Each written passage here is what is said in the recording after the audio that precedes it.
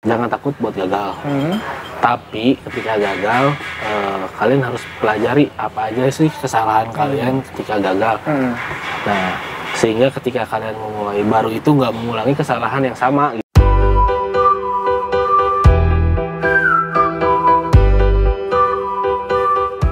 Halo sahabat foodpreneur dimanapun kalian berada, welcome to Foodies Bedah Bisnis bersama gue Valya Disajana. Foodies, the first F&B education platform in Indonesia. Nah, kali ini kita akan mengulik perihal bisnis kopi, ya tentunya dengan brand yang cukup terkenal di Bandung ya, yaitu Garden Coffee. Nah, tanpa berlama-lama kita nonton yuk. Sebelumnya jangan lupa untuk subscribe dan aktifkan tanda loncengnya. Sebarkan juga ke grup-grup WhatsApp, Line, dan segala penjuru dunia agar ilmu yang nanti kita akan share bisa bermanfaat untuk semuanya. Yuk ikutin gua. Halo sahabat foodpreneur di seluruh Indonesia dan dimanapun kalian berada. Nah, kali ini gue lagi ada di Garden Coffee dan tentunya langsung dengan founder dan ownernya. Halo Kang Teja. Iya. Kang Teja sehat Kang Teja? Alhamdulillah sehat. Garden Coffee outletnya udah 3 outletnya 2020 ini ya. Alhamdulillah yang sudah pertama 3 outlet. Ada di sini di TB. Ini outlet pertama. Ya. Lalu outlet kedua ada di Bengawan. Yang ketiga ada di Ciamplas. Di Ciamplas. Lokasi yang sangat strategis banget ya di Bandung tiga-tiganya ya. Nah, Bang Teja nih, gue mau nanya nih, teman-teman foodpreneur juga mungkin kepo, gimana sih cerita lo mendirikan bisnis kopi ini berjalan sampai ya punya brand Garden Coffee sampai 3 outlet? Oke, story-nya gimana nih? Story-nya tuh mungkin sebelum kita masuk ke Garden Coffee ya, kita cerita awal mulanya atau kenapa sih bisa muncul si Garden Coffee ini. Penting nih. Jadi dulu sebelumnya tuh gua sama teman-teman waktu kuliah sih, Val. 2000 berapa tuh? 2015 2016 itu. Oke. Nah, kan waktu itu tuh kopi juga sama sih, lagi naik-naiknya tuh. Ya. Nah, terus ya pas waktu itu saya juga sekolah di salah satu sekolah bisnis lah gitu. Gimana sih lu sekolah terus ketemu teman-teman bisnis, pasti kan kayak bisnis apa nih? Bisnis apa sih? Apa nih kita bikin apa nih gitu. Nah, waktu itu ketemu sama teman-teman juga. Nah, akhirnya tuh karena memang kebetulan kita suka pada ngopi gitu. Nah, akhirnya yaudah gimana kalau kita bikin coffee shop gitu. Dulu brandnya bukan Garden Coffee gitu. Nah, jadi waktu itu kita berempat bikin tuh, wah seru banget sih sebenarnya. Mulai dari ngerancang dan lain-lain. Kita juga ya istilahnya buat permodalannya patungan lah. Patungan gitu. Nah, pas sudah jalan, ternyata ya patungan hampir 1 M lah. Wah. Ya. Modal bisnis pertama dulu sebelum Garden Coffee. Itu brand apa sih dulunya? Ada dulu namanya Monokrema Coffee. Monokrema Coffee, kayaknya teman-teman kalau Bandung kayaknya nggak familiar deh itu. Iya, soalnya itu ternyata pas kita jalanin belum sampai setahun udah tutup. 1 M, rugi 1 M ya. Jadi, waduh. tapi itu jadi pelajaran banget loh. Nah, ini sebelum masuk ke Garden Coffee saya mau share juga sih pengalaman kemarin kenapa sih si Monokrema Coffee itu tuh dulu bisa setuju banget nggak jalan gitu. Biar teman-teman foodpreneur nggak mengulangi resiko yang dialami nih. Betul. Dengerin. Nah, jadi dulu tuh yang pertama kita tuh berpikiran ya dengan adanya uang ya, ya semua tuh bisa beres lah. Nah, kesalahan fatal tuh yang pertama tuh kita nggak bikin skala prioritas apa dulu nih yang harus dikerjain dari si uang ini gitu. Apa yang harus dibeli sih? Apa yang harus dibeli. Nah, contohnya tuh kita bikin kitchen appropriate banget gitu. Jadi udah kelas skala yang tinggi ya, yang mahal jadi ya. Udah kayak stainless segala macam. Stainless. Kompor-kompornya baru bagus semua. Terus pakai ada yang udah patungku dan lain-lain. Itu tuh bener-bener nguras dana investasi dana pasti banget ya. gitu. Nah itu ya sebenarnya kalau dibilang jelek enggak sih ya. Cuman itu tuh nggak efektif. Lu tuh kayak gini istilahnya tuh mau motong tahu, tapi pakai samurai gitu. Wah, Jadi padahal sebenarnya tahu pakai samurai, iya juga. Padahal kan sebenarnya lu bisa pakai pisau garpu biasa juga bisa gitu. Oh nggak pakai tangan dulu. Nah, misalnya tuh ya istilahnya gitu. Jadi sebenarnya apalagi kan kita berjalannya di coffee shop ya.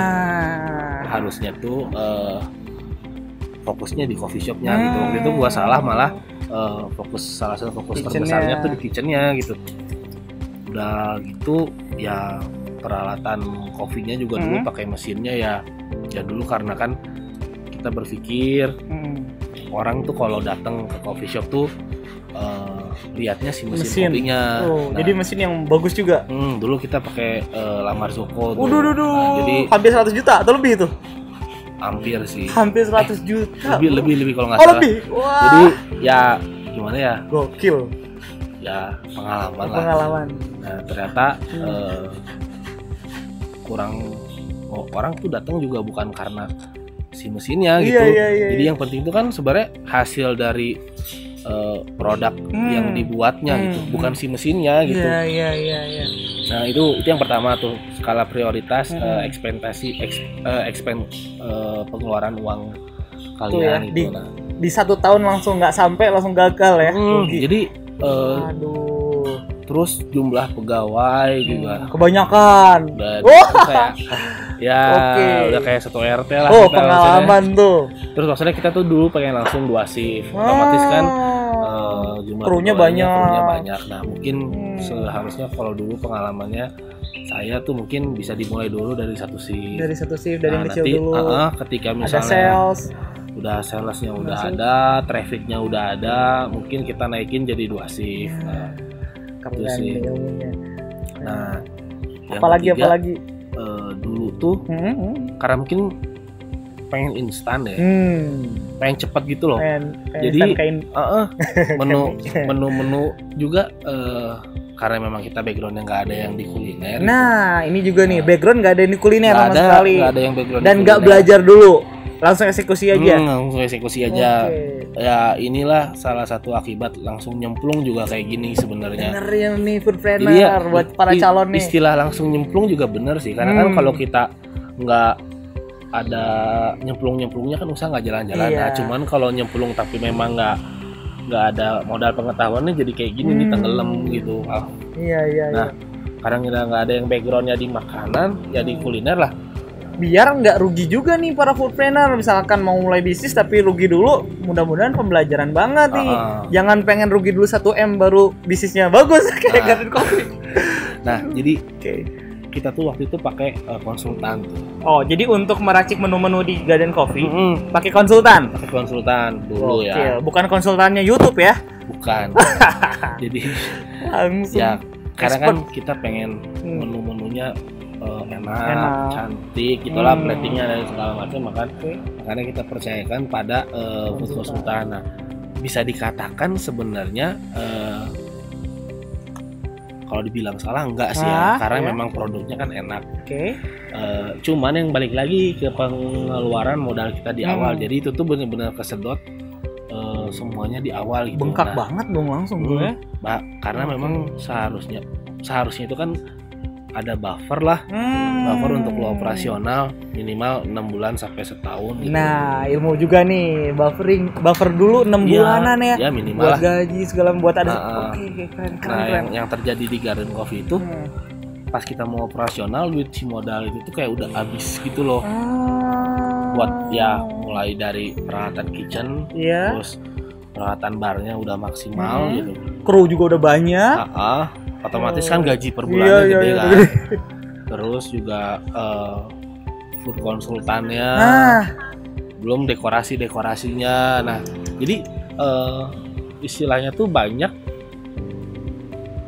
modal yang istilahnya modal mati gitu, kayak dekorasi gitu kan. Lu bayar orang buat mural. Ketika lu pindah muralnya kan nggak bisa lu bawa kan. Bener banget. Nah jadi itu istilah terus kayak kitchen ya walaupun memang sebenarnya peralatan kitchen bisa dijual lagi, tapi kan pasti ada depresiasi lah, penurunan harga. Nah jadi itu jadi catatan gua sih sebenarnya, jadi catatan pribadi lah. pengalaman kemarin. Dan jadi udah tuh rugi semua. Udah itu tuh. lo jualin atau kayak gimana? Nah. Atau dipakai Garden Coffee nih outlet pertamanya? Enggak, jadi semua tahun 2015 itu dijual dulu semua. Dijual dulu. Jual dulu semua produk, semua produk, semua barang-barangnya dijual dulu semua. Terus ya Dari 1M balik berapa tuh? wah nggak tahu sih. Kan udah dijual tuh dibalik-balikin dikit lagi ke owner-ownernya kan berempat. Oh, ada yang dibalikin, dikasihin. Ya dibalik-balikin lagi lah Ya. si uangnya tuh. Hmm. Nah dari situ tuh kayak kalau saya sendiri sih kayak saya kuliah nih bisnis, terus pas jalanin bisnis gagal gitu kan. Iya. Apa yang salah? Ya karena mungkin waktu itu terlalu teknikal kali ya, kayak textbooks banget gitu.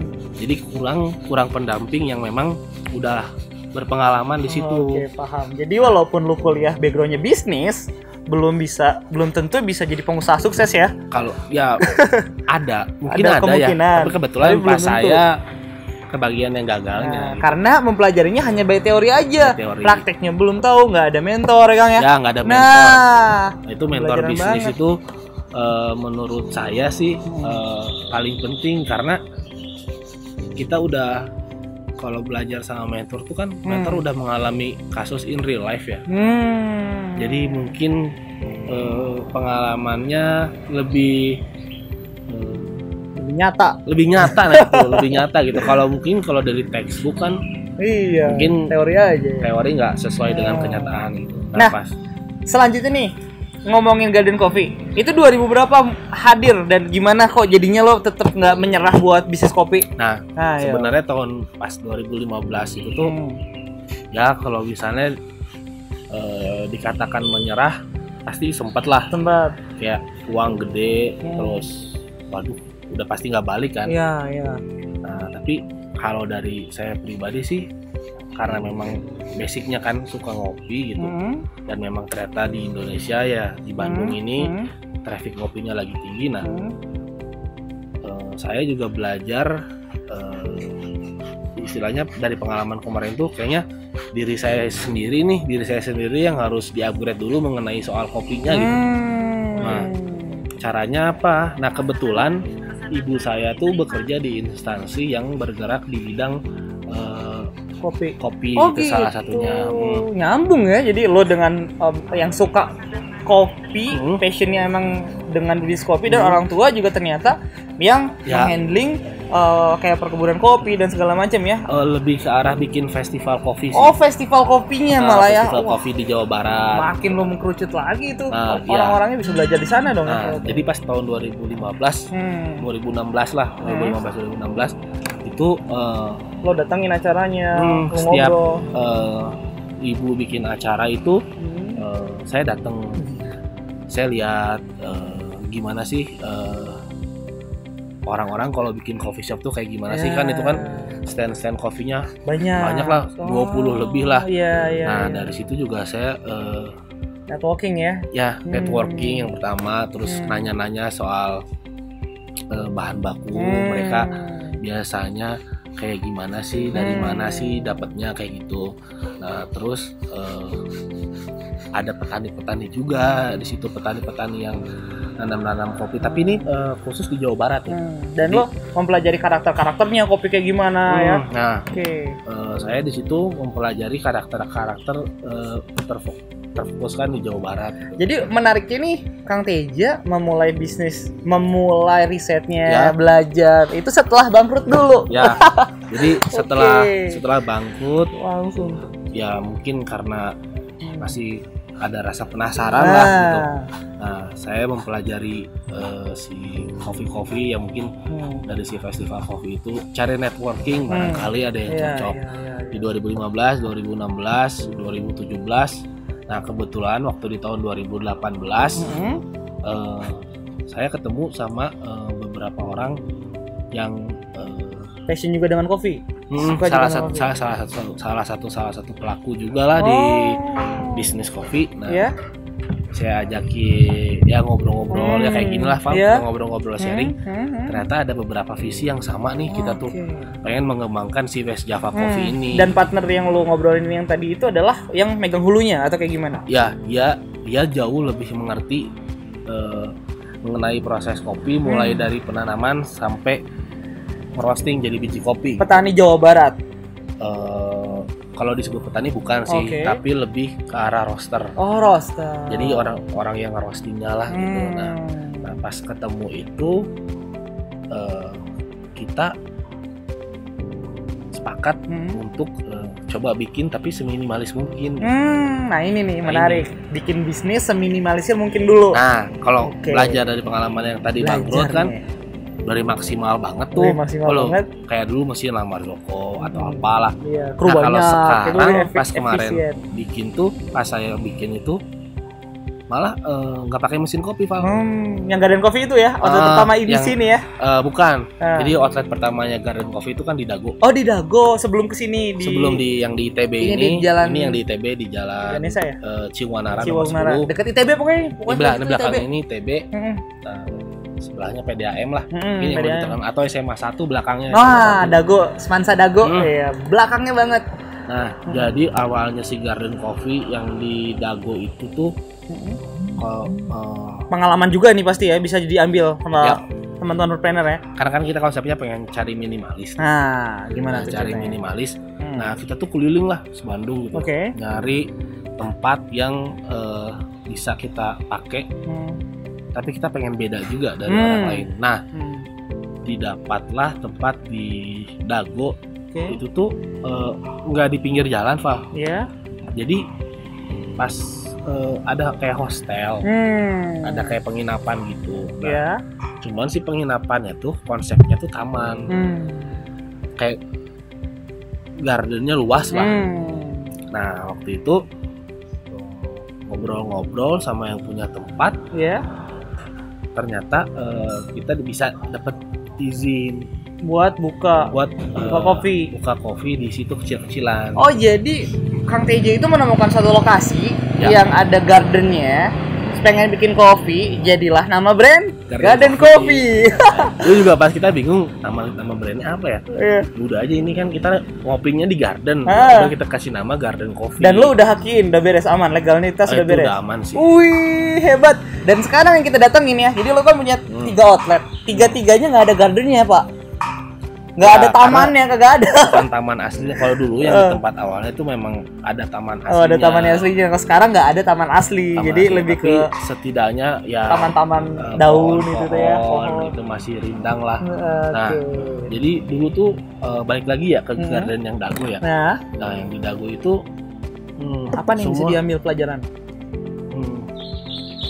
Serba minimalis, Pak. Benar. Jadi mulai bisnis dari serba minimalisnya 1 tuh teman-teman ya. Kalau orang-orang kopi mungkin istilah kayak rock presso itu udah kenal lah. Terus steamernya juga kita pakai steamer yang kayak kompor gitu buat manasinnya. Jadi bener-bener serba minimalis. Yang ada dulu.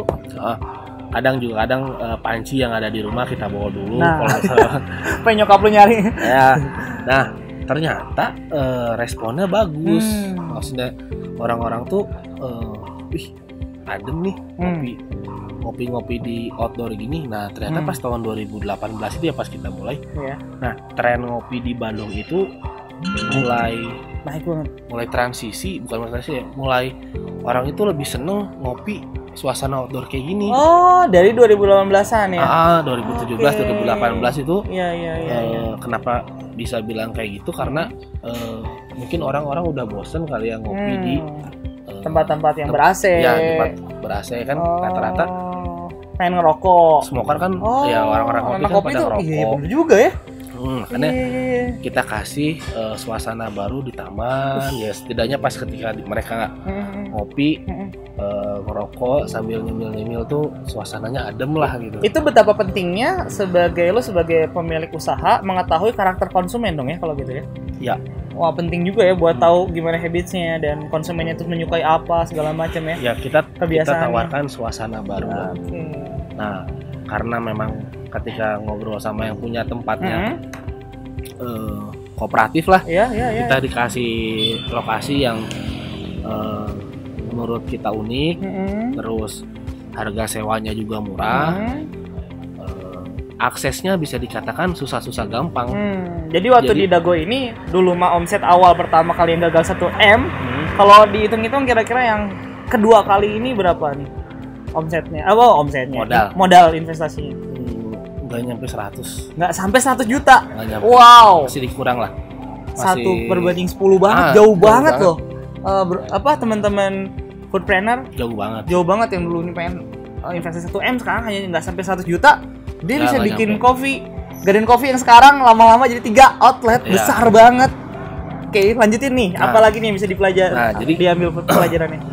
Yang pas di Dago itu yang paling penting itu saya udah dapat hilirnya.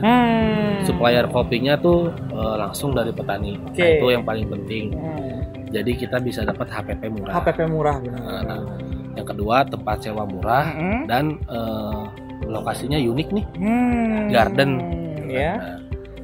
Nah, sebenarnya berdasarkan dari situ saya memberanikan diri untuk buka yang di Dago tuh, Val.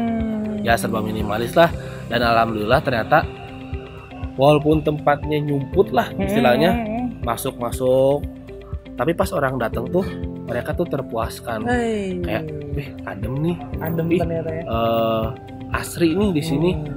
Nah, jadi mungkin lebih ke arah customer tuh kayak nemuin hidden gem gitu loh.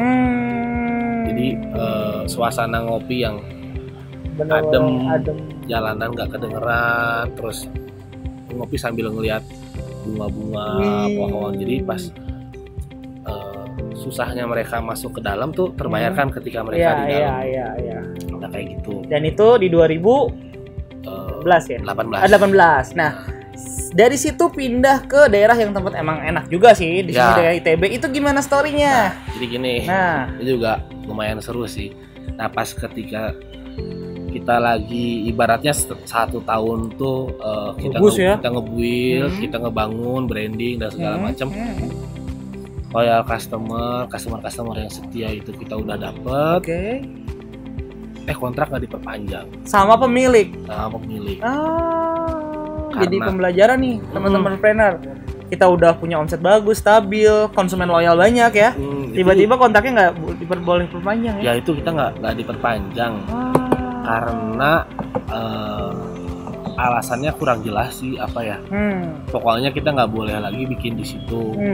Gitu. Nah, buat saran dari Kang Teja buat teman foodpreneur. Jadi sebaiknya gimana nih kalau kita punya tempat? Ya bagusnya sih jangan terlalu tergiur sama angin surga lah. Istilahnya angin surga teh udah kalian pakai aja dulu. Soal kontrak gampang. Nah, kita juga dulu gitu jalannya. Udah jalan aja dulu. Ternyata pas kita ngobrol panjang malah nggak dikasih. Jadi ya kita istilahnya sih kecolongan di sana lah. Jadi sebaiknya lock dulu harga ya. Kalau ya lock berapa tahunnya. Kalau kemarin kan nggak, gue jalan, gue bayar. Ya ikutin lah gitu sistem kepercayaan. Ternyata pas rame nggak dikasih diperpanjang. Usut punya usut ternyata setelah Garden Coffee pindah ke sini, tempat yang lama juga jadi coffee shop. Jadi kopi lagi. Dengan harapan, mudah-mudahan gue serame Garden Coffee nih, gitu ya. Namanya juga sama, Garden Coffee. Loh gitu. Cuman bedanya dia K-nya pakai huruf K. Kalau saya kan di sini Garden Coffee, kalau di sana Garden. Kalau nggak tuntut aja sekalian? Nggak mau, nggak enak. Bukan nggak enak ya, tapi setidaknya juga kan mereka berjasa lah. Sampai sekarang masih ada nggak? Kayaknya sih masih ada ya. Jadi ya jadi pengalaman lah. Kalau waktu itu hakinya belum ada, Val. Jadi setelah ada itu saya ngurus haki, setidaknya logo ini mereka nggak bisa ngambil lah. Nah, jadi di sana mereka bikin lagi. Ya udah, tapi kan kita tetap percayalah kalau rezeki kan ada yang ngatur. Nah, walaupun kita pergi dari sana susah payah nyari itu tempat, akhirnya dapat di sini karena ya mungkin ada jodohnya lah. Di sini bisa dikatakan sih kalau di sini kita lebih bebas, Val. Maksudnya lebih bebas, kita mau bikin event apa aja boleh, bisa loh. Wow, jadi ini bisa dipakai event juga ya? Kayak kita mau bikin live musik, dulu pernah bikin konser musik juga. Oke. Nah, kalau di situ tuh nggak bisa. Oh gitu.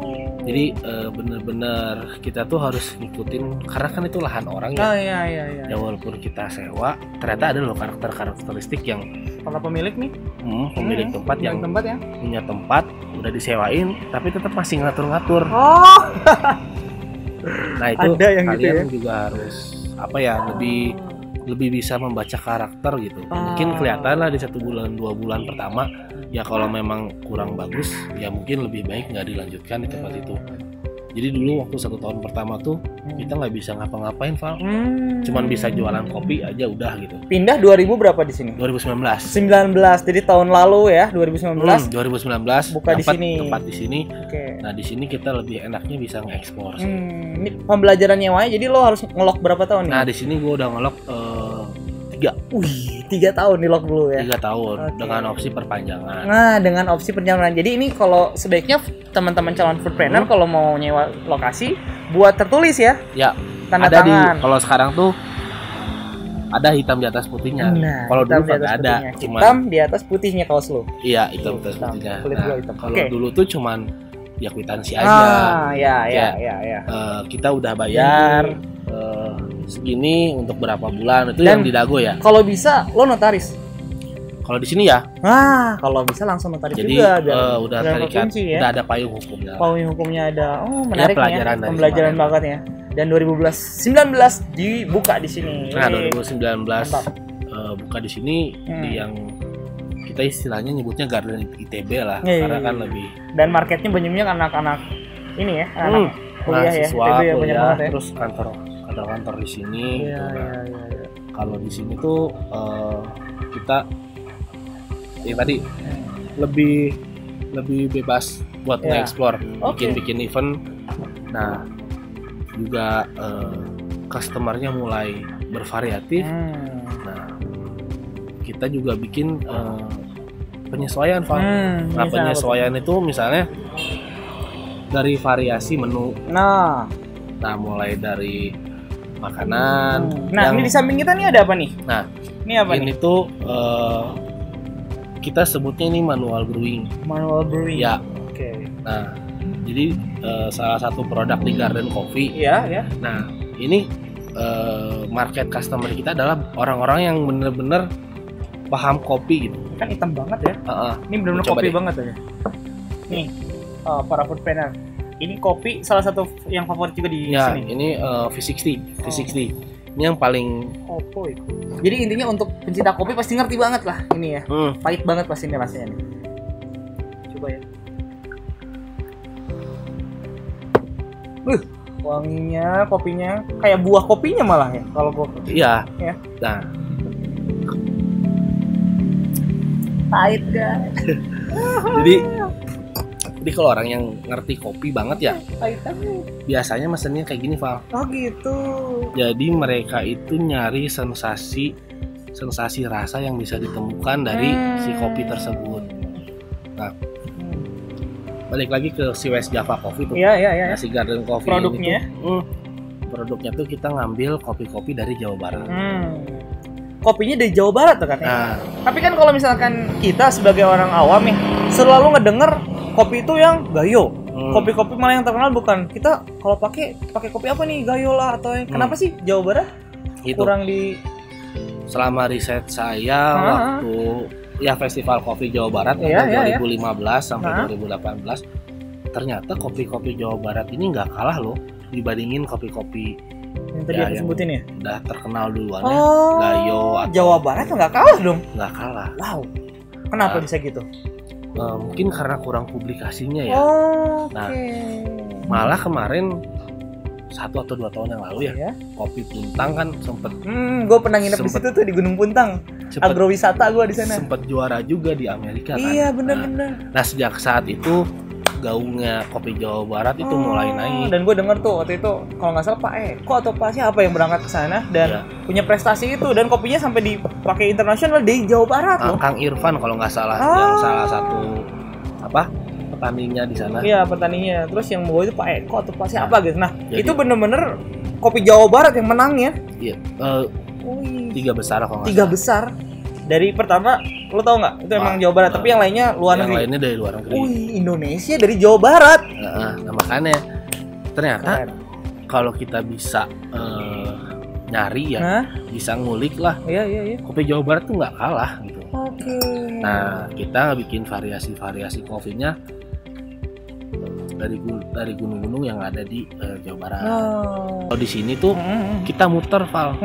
Contohnya nih, kita sekarang pakai kopi Manglayang. Iya. Kopi dari Patuha.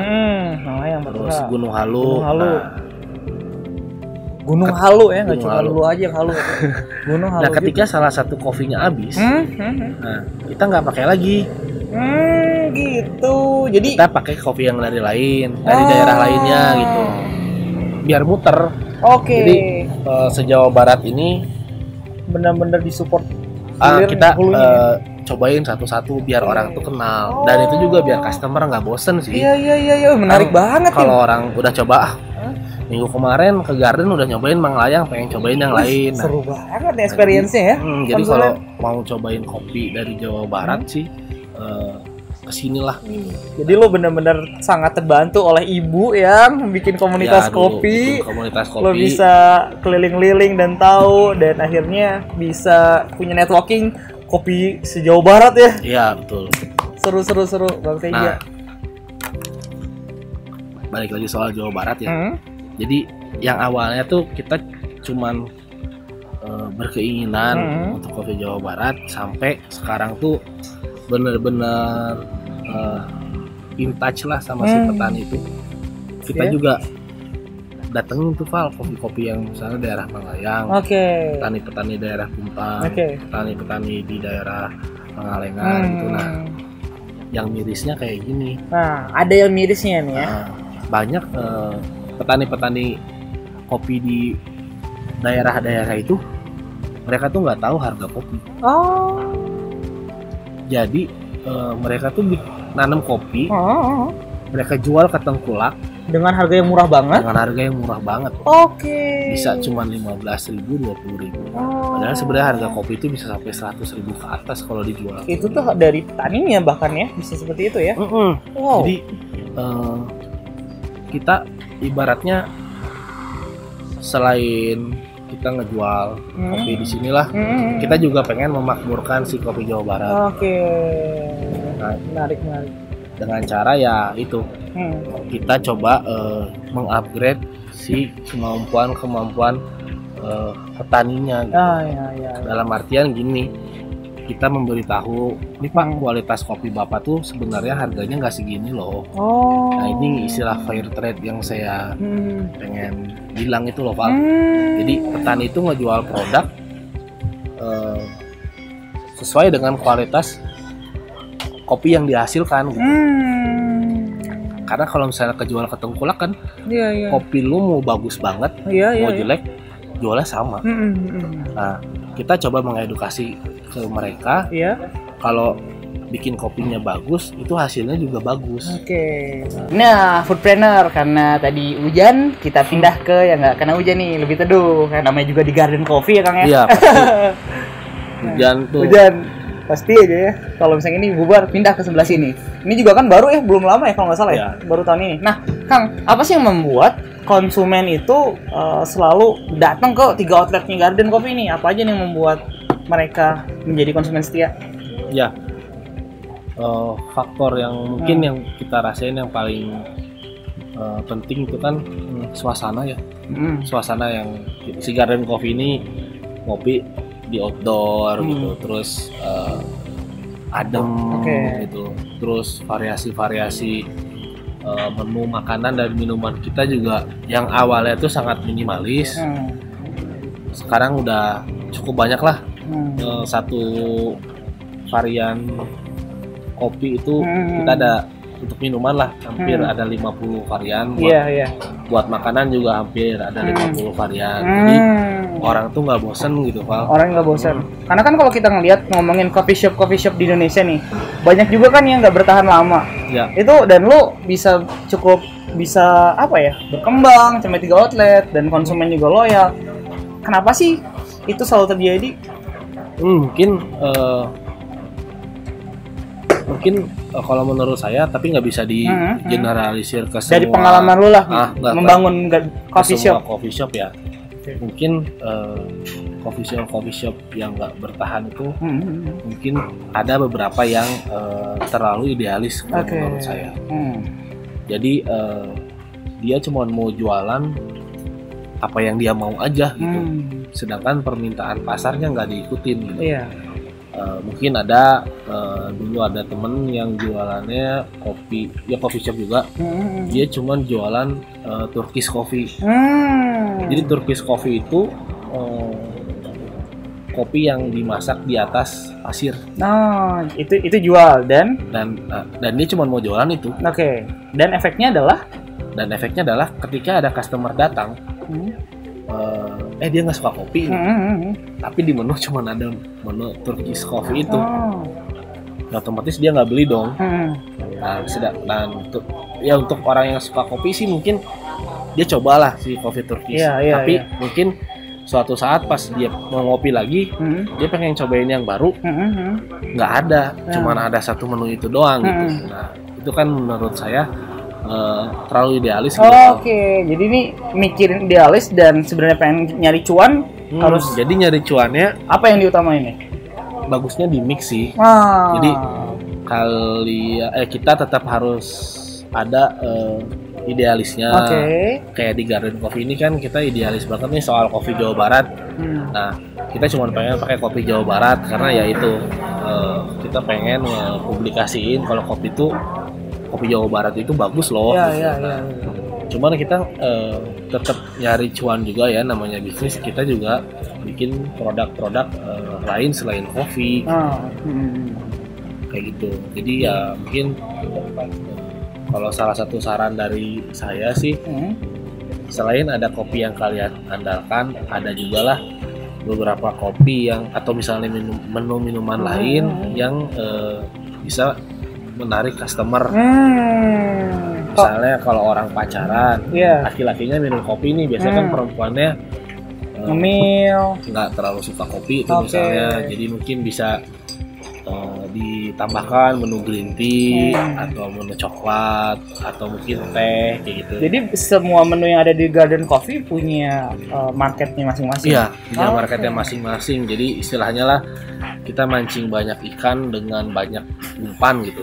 Jadi nggak cuma mengandalkan kopi aja, tapi kita juga ada menu-menu lain ketika orang itu lagi nggak ngopi atau ketika orang itu memang nggak bisa ngopi, dia tetap bisa nongkrong dengan beli minuman yang lain. Dan menu favorit yang ada di sini? Nah kalau favorit di sini, yang paling best seller Ice Garden Coffee. Ice Garden Coffee. Ntar kita coba nih ya.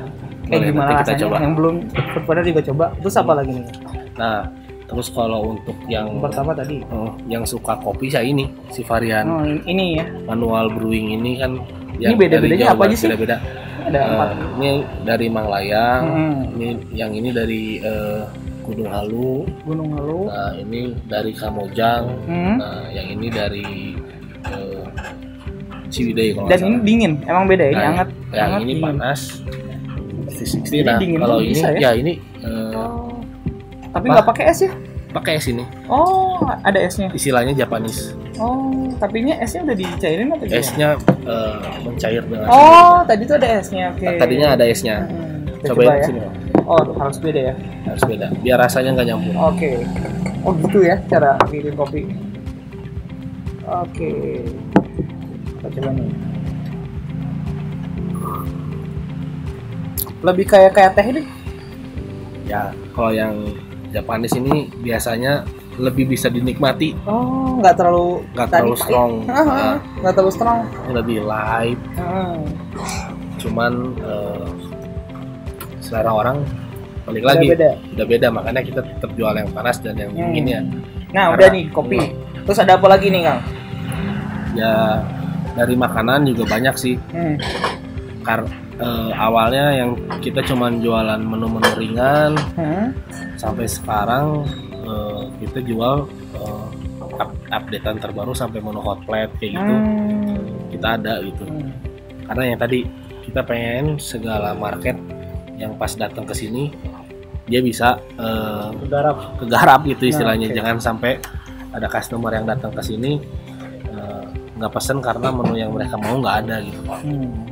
Nah Kang, ngomongin tentang strategi marketing selama ini kan pandemik nih. Ya. Terus apa aja sih yang dilakukan? Nah selama pandemik ini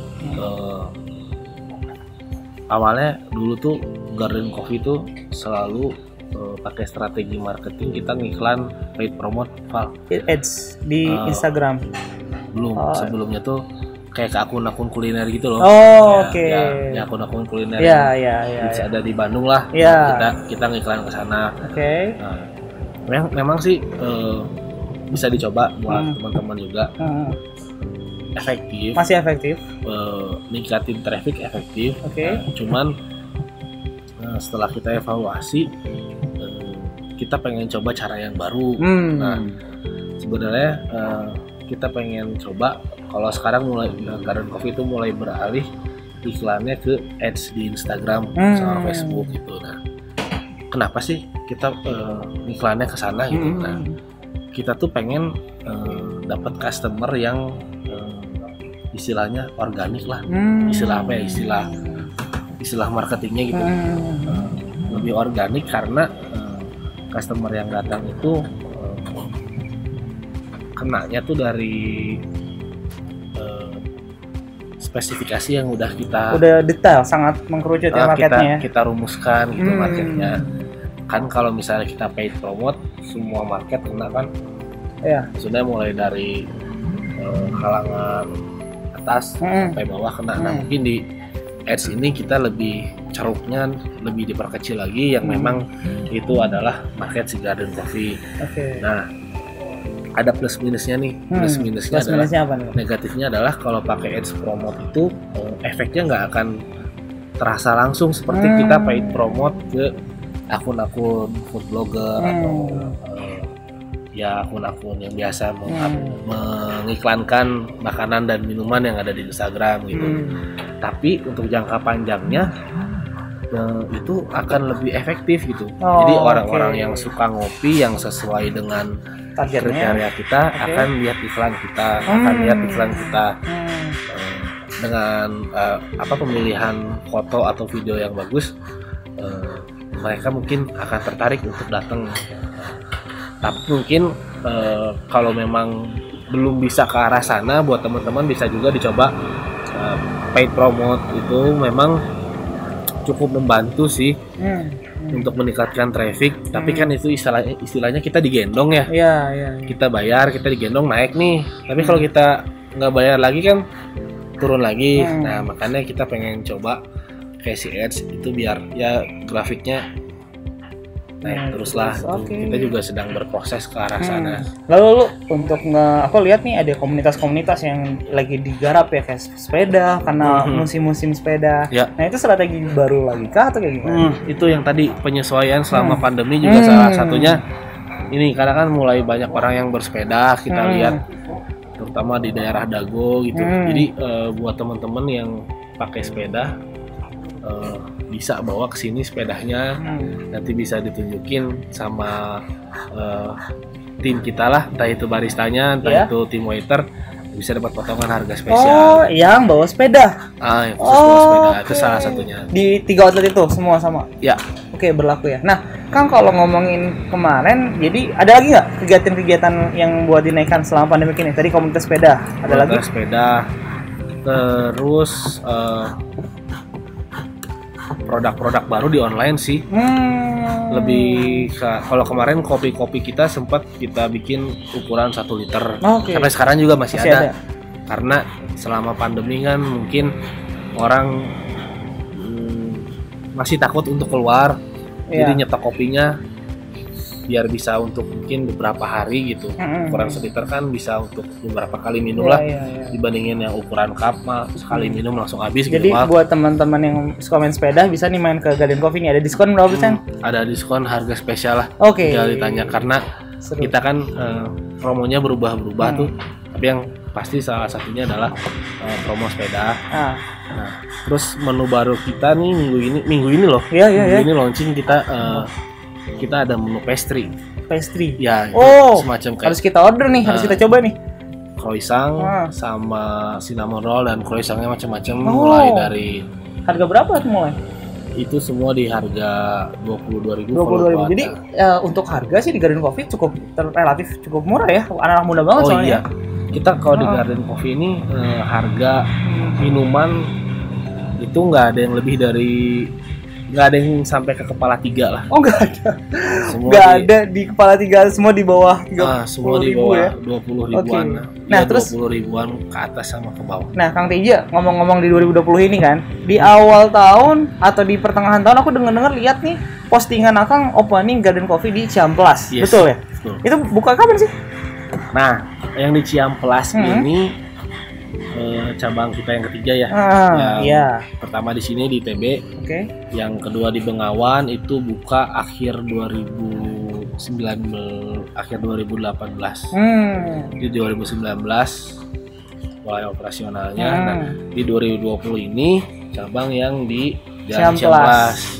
Cukup gede ya itu ya, gede banget ya, lihat ya ntar teman-teman fotonya. Nanti jadi cabang yang Ciamplas ini lokasinya ada di rooftop. Nah, jadi memang butuh usaha ekstra sih, maksudnya masuk dulu ke dalam ruangan, naik tangga, tapi nanti udah di atasnya insya Allah enak banget gitu. Enak banget tempatnya ya. Lebih adem karena memang anginnya, terus ambience-nya di sana memang lebih. Ciamplas kan identik pohon-pohon besar, dekat ada juga di sana. Dekat pohon-pohon besar juga. Dapat view belakang Sabuga yang hutan itu.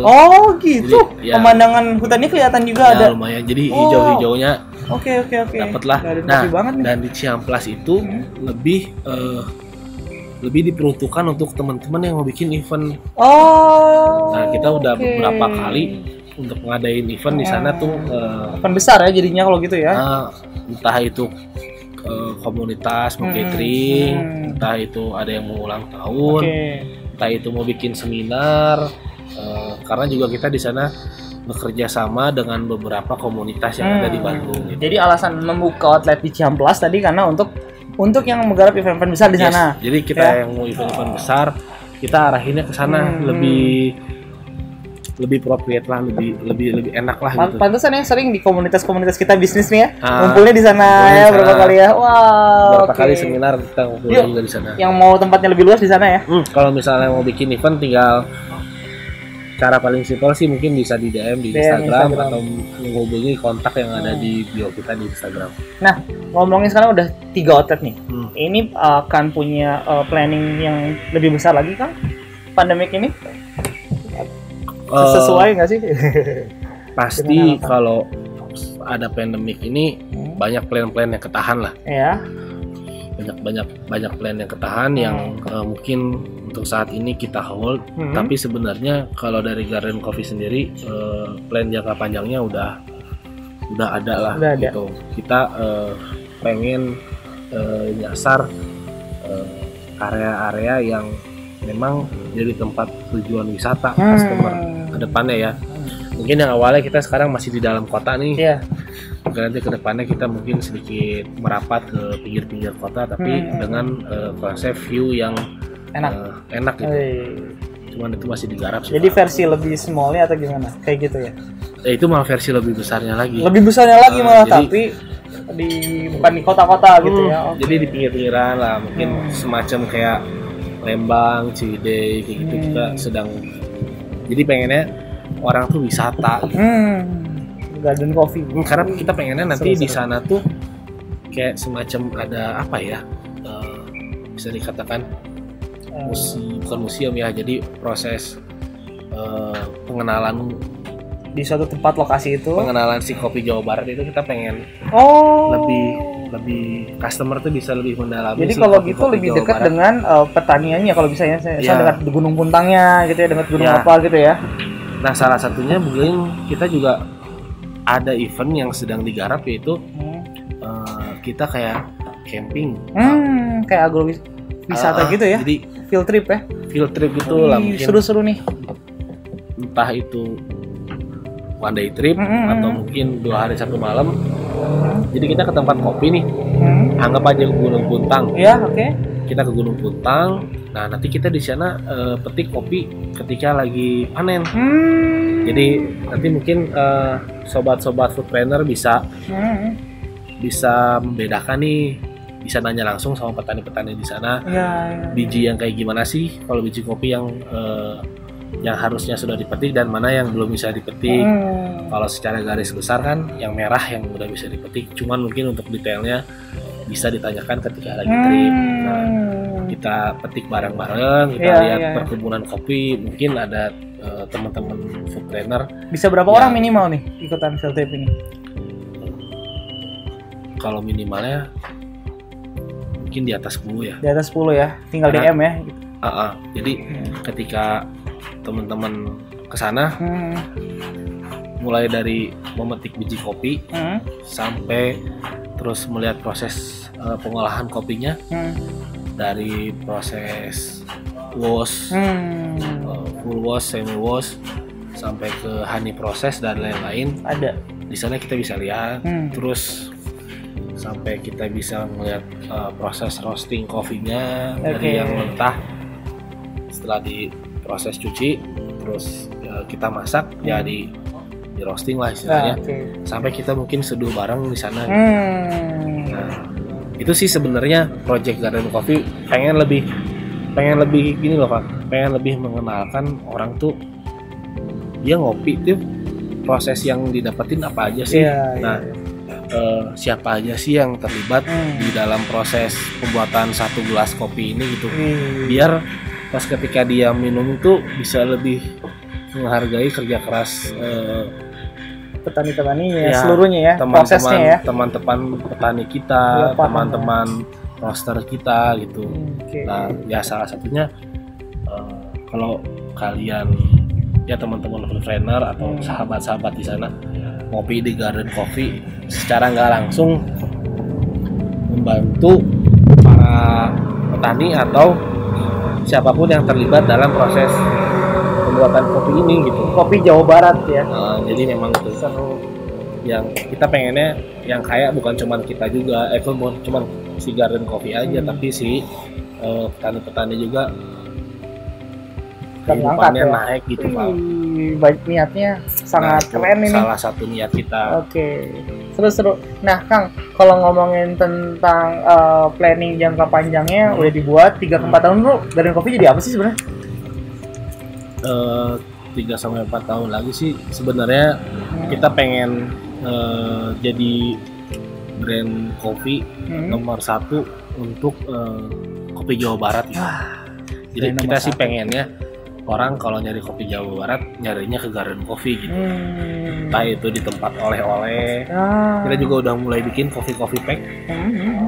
Itu yang marketnya untuk di rumah dong. Oh gitu ya. Oh jadi dibuat pack kopi-kopi di tempat oleh-oleh juga ntar dijual ya? Iya, itu salah satu ini ya nama-nama revenue stream ya itu ya. Iya. Buat ya Valinanya tadi sekitar 3-4 tahun ke depan ada di retail ya, bisa jadi mungkin ya. Kita juga bisa masuk ke retail atau kita mengembangkan roasterinya langsung, karena kan kita udah punya megang si petani-petani Jawa Baratnya lah gitu.